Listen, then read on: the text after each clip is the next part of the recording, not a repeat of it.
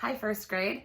So this week we are going to have a theme about oceans. We are going to learn a little bit of information about oceans and actually really focus on one animal that lives in the ocean for most of its life. Before we start looking at our book today, I wanted to take a moment and look at the oceans of the world. So I know it's kind of far away, but I do have a map right here, if you look really closely, of the world, and it's labeled with the 5 oceans that we have on our planet. At the most northern or top part of our world, we have the Arctic Ocean up here near the Arctic. It's mostly ice up there. And then when we look at the opposite end, at the southernmost part of our world, we have Antarctica. Now remember, we've talked about maps in first grade and how when we look at a globe, it's a circle, it's like a ball. And when we have to cut it up to lay it flat in order to make a map, that sometimes things get cut and stretched out. And so Antarctica, at the very bottom of our map, at the very bottom of our world, is a round piece of land. It's a little continent. But when we cut it apart on a map to stretch it out, it becomes a really long looking strip. So remember, that's not a true representation of what Antarctica looks like. But right above Antarctica, there's this little strip of water right here called the Southern Ocean. Then in the middle of the planet, we have 3 different oceans that are kind of in between all the different continents. One of those is the Indian Ocean. So we have Australia, we have Africa, we have the lower part of Asia, and this little dip right here that comes down and goes back up, kind of looks like a little V, that's India. So this is what this ocean is named after, the Indian Ocean. Then we look at this spot right here that weaves in between all of these continents. This one is North America. Remember, the United States is in the middle of North America. Vermont's kind of over there. And then this is Greenland, and here's Europe, and here's Africa, and here's Southern America, or South America. And the Atlantic Ocean weaves all the way down in between all of those continents. Then there's the Pacific. And the Pacific Ocean is over here on this side of the United States. So remember, I grew up near the Pacific Ocean because I lived over on this side. So this is the western side, and then this is the western side of South America as well. And Hawaii is out here too, like way over there. And then it also, on the other side of this ocean, there's Russia and Asia. So like this is Japan right there. Here's Australia again. But remember, when we're using a map, once again, we're cutting something that's round and we're stretching it out. So even though usually those pieces meet, like right here, they're cut and then laid out. So the Pacific Ocean is one big ocean, but on a map it looks like it's 2 because it's on either side. But if we wrapped that and made a circle out of it, they would touch and you would see the whole part of the ocean. Some really interesting facts that I think are really fascinating about oceans is that 70% of our world is covered by water, and most of that is oceans. That it also includes rivers and like Lake Champlain and places like that as well, but most of it is the oceans themselves. They are so huge. The land on the planet Earth is actually a small portion. It's not actually very much. Most of the world is water. And because of that, there are 225,000 known species. I actually rounded that number down. It was more than that. That they know of species of animals and plants that live in the ocean. But scientists think that there's up to 2 million that we don't even know about, because most of the oceans haven't even been explored yet. I read an article that said like 95%, which is almost all of the oceans, have not even been explored yet. So maybe when you're older and you're a grown-up, you might have jobs that are about the ocean. If the oceans are something that you're really interested in, it might be fun to get out there and be the first person to discover something from all this land that's underneath the water that you haven't even had a chance to look at, or the animals that live inside of it. So we are going to read a new book that's starting to talk a little bit about the oceans today. And our book is called Hello Ocean. And this book is written by Pam Munoz Ryan and illustrated by Mark Estrella.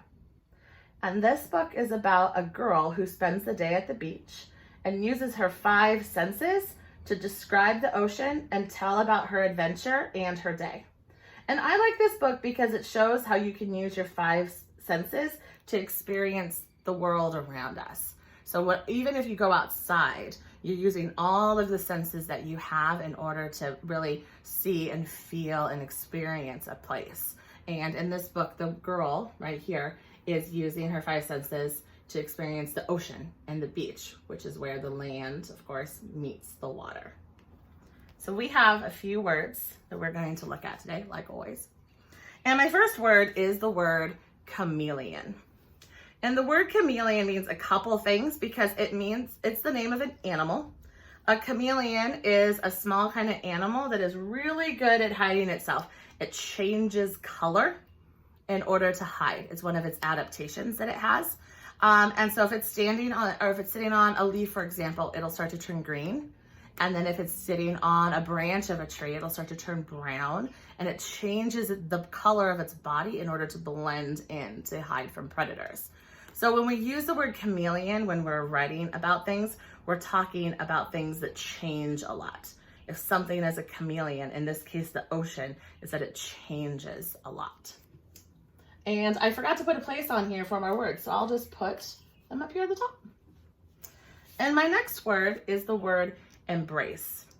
And embrace is really just a nice way of saying a hug. It's to take something and hold it, bring it close to you.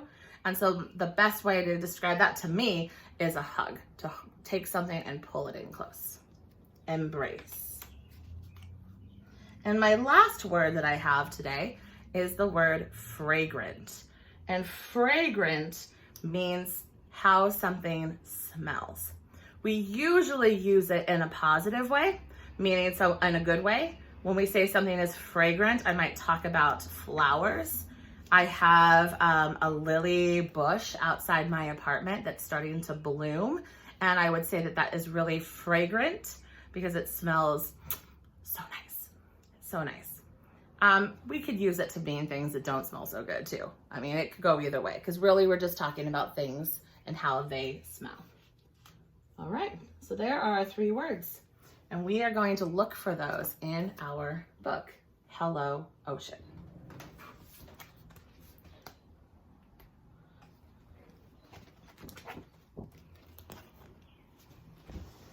All right, I love the pictures in this book. They have lots and lots of details. I think I'll show 1 page at a time so you can kind of see it up more closely. It's kind of a big book, so it's hard to get close.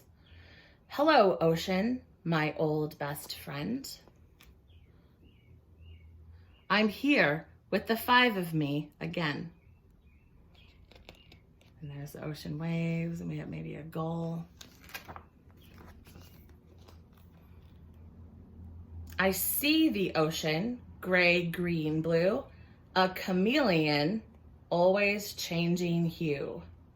Did you see that word there? Chameleon, there's our vocab. And I wanted to point out on this page, remember I always have my little notes at the bottom so I don't forget to say something. On this page, I noticed that this word right here is bolded. Do you see how it's darker than the other words? I'll get it real close so you can see. Do you see how the word see is darker? We call that bold type when we're looking at a book. And that just means that the author really wants you to take time and to look at that word because it means something special. In this case, the author is using the 5 senses, and the book is divided into parts to talk about the 5 senses. So the first one we have is see or sight. What can we see? Amber seaweed, speckled sand, bubbly waves that kiss the land.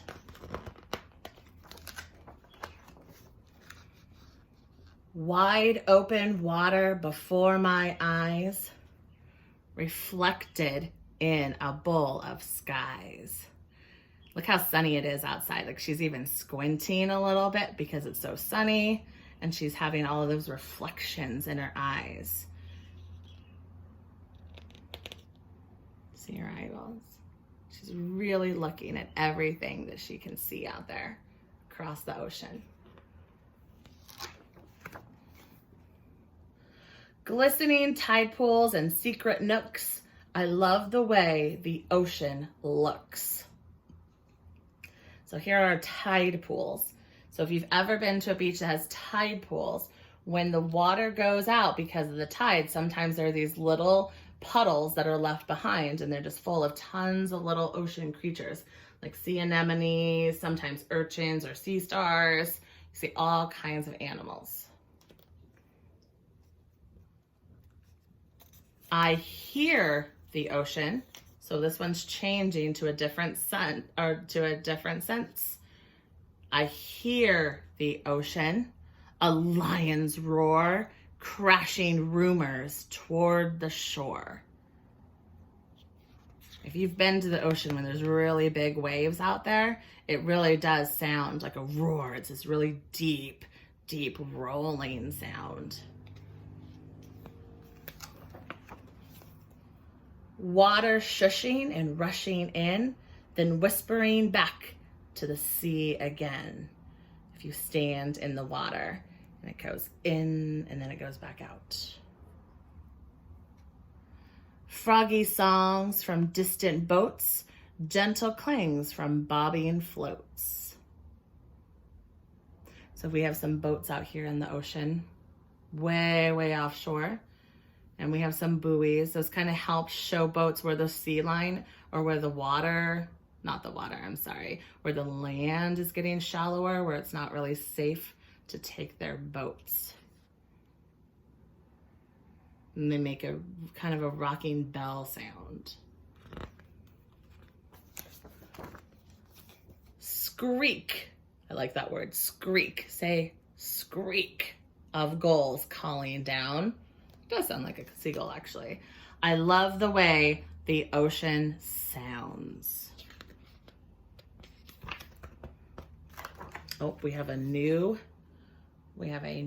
sentence right here. I touch the ocean and the surf gives chase, then wraps me in a wet embrace.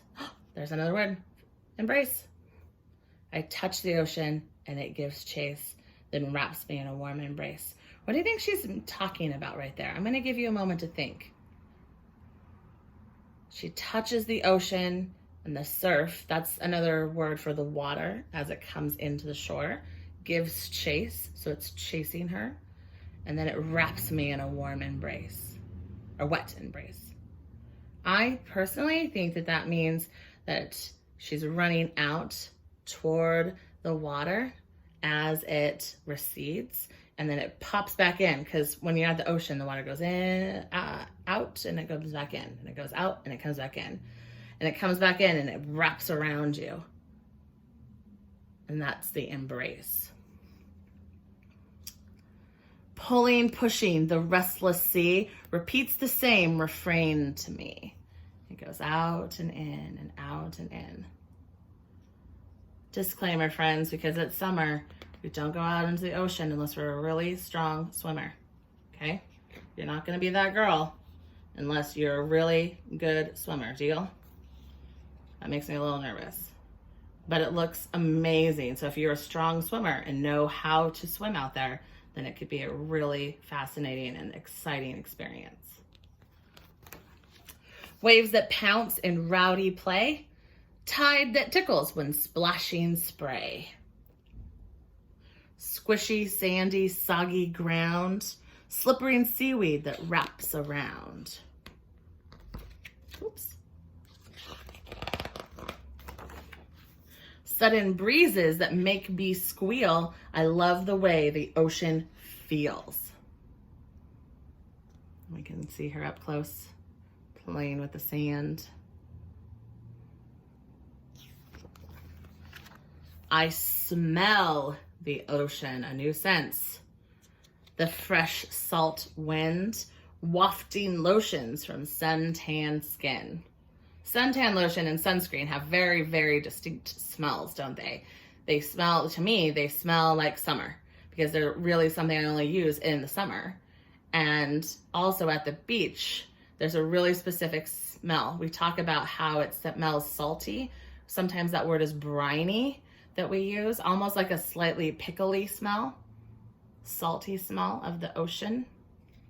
All those people enjoying themselves. Good job social distancing.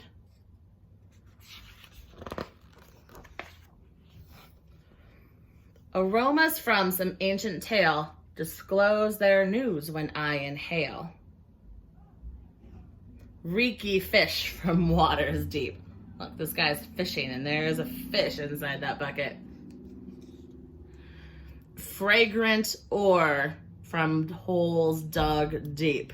So you dig those really deep holes and it smells different than maybe the sand on the top. Fragrant.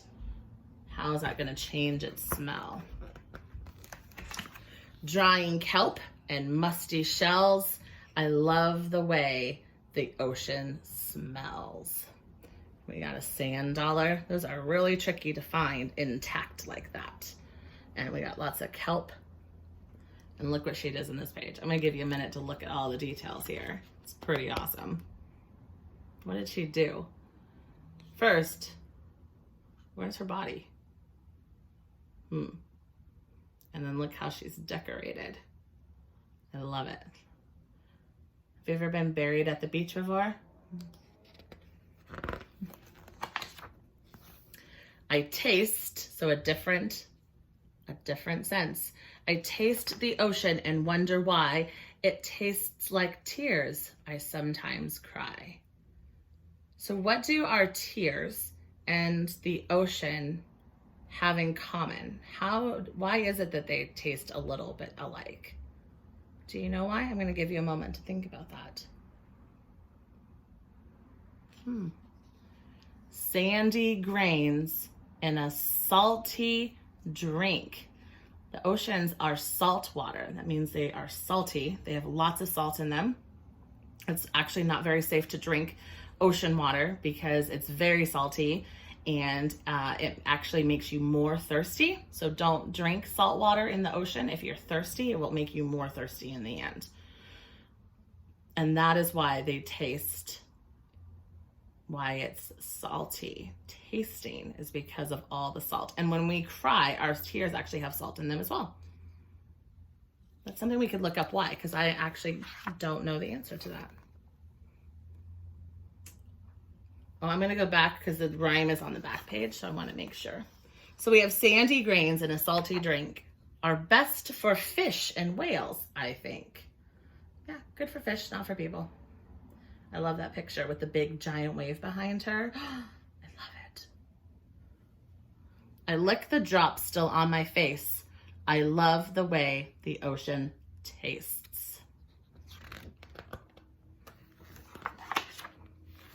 The sun dips down, it's time to go, but I'll be back to see your show.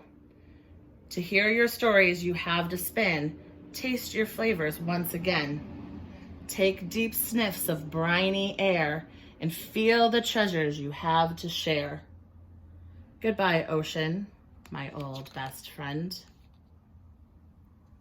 So depending on where you live, the ocean that you have, sometimes the sun sets into the ocean. That is not the case on the East Coast where we live. We live near the Atlantic Ocean, and if you go to the ocean, the sun does not set behind, or what looks like behind the water. But if you live on the West Coast, then it does. So until I moved to Vermont, one of my favorite things to do when I lived in Oregon was to go to the beach, because I lived really close, and I would sit on the beach and I would watch the sun set, and it would go down and dip down like this, right, and it would look like it was sinking into the ocean. And it would almost look like the ocean was swallowing it up, and it was just really cool to watch. And we can't do that here on the East Coast. It's still beautiful when we go there, but that is something that's unique to West Coasts because the sun rises in the east. So if we go really early in the morning, then the sun will come out of the water, and that would be really cool to see. Someday I'm going to do that because I haven't done it yet. But on the West Coast, it sets into the water. So that's a cool thing to see too. So great work. Hello, ocean. So I want you to take a moment with this book, and I want you to be thinking about the five senses. She used a lot of words to describe the ocean and the beach using her five senses. And I want you to think about how you would describe the ocean using your own words or the words from the book. You could rewatch the video and go back and write down some of the words that the author uses, or you could think of words that you might use or ways to describe it on your own.